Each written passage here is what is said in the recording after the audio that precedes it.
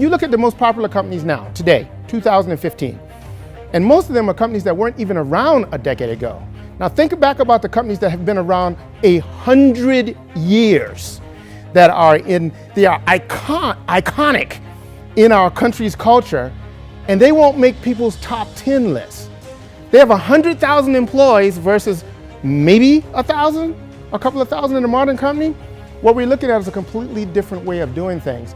The good news is that we're all being forced to go along for the ride. We're being forced to go along for the ride. We're being forced to adopt these new tools and these new ideas. Nobody that's watching this is going to go home and watch this go home tonight and watch their black and white TV. They can't. They didn't choose not to. They were forced not to. Nobody's going to go home today and type on their old-fashioned typewriter.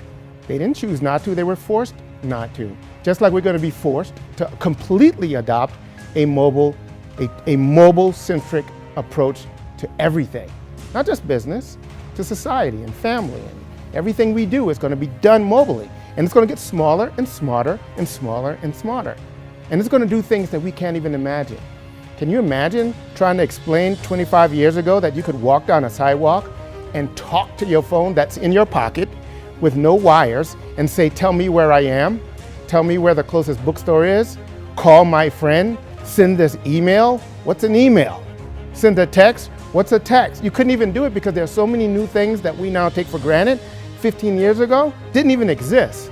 That's the world we live in. Nobody knows what's around the corner. Nobody knows. And if I were to sit here and try to tell you what's going to be next, what's going to be the hottest thing in 5 years, I'd be speculating. But here's what I do know.